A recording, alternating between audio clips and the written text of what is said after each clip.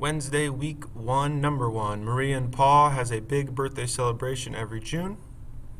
Always start with capital letters, Maria. Paul would also be capitalized because he's a proper noun, he's a name.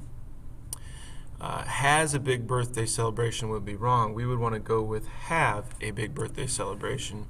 Reason why is because we have a plural subject here, or we have a compound subject, we have two. So we want to make sure that we go ahead and go with have instead of has. You know, if it was Maria or Paul, it'd be Maria has or Paul has. Let me fill that back in. I messed that up. Maria and Paul have a big birthday celebration every June. You can see that celebration's all messed up. We can just right-click it, find the proper spelling for celebration, and we're good. Always capitalize months, so June's going to be capitalized, and then a period at the end. Number 2, geometry isn't very difficult for me. Algebra is more hard. Geometry should be capitalized for 2 reasons. It's the beginning of the sentence, and you can tell that that's the title of a class. We had before with like a biology test, you wouldn't need to capitalize biology because it wasn't necessarily the title of the class.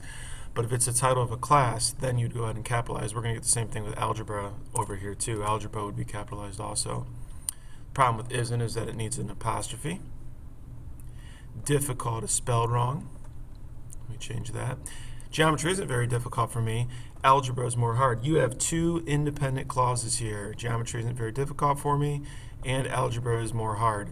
So you have to find a way to connect those or separate those, otherwise it's a run-on sentence.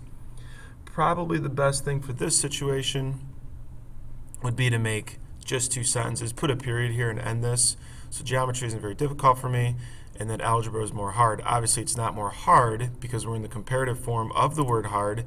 It's only 1 syllable. Algebra is harder, and that would be the way you do that.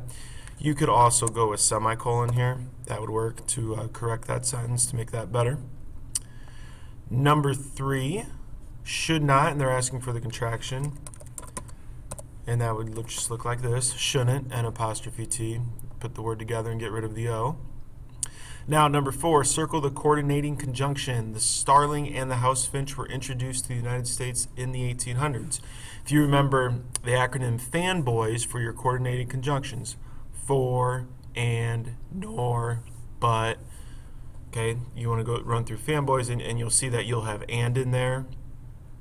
And so and is going to be our coordinating conjunction, and that's what we'll use for that. And then number 5, we have rewrite the run-on. Dr. Andre has been my dentist for 5 years. He is very gentle.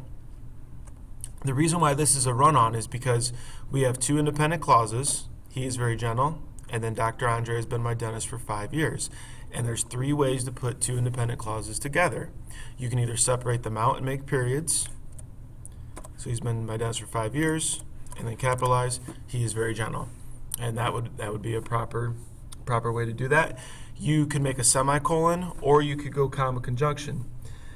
The main problem with comma conjunction for this one is that there's not really a conjunction that works. If you were to say, and he is very gentle, that doesn't really go along with the rest, with Dr. Andre has been my dentist. You need like a similar thought. But would be a contrasting thought. That doesn't make sense, or gives you an option. There's just not really a good conjunction that works there. So we are going to go with just a period and then the capital he. He is very gentle. And that is all for Wednesday, week 1.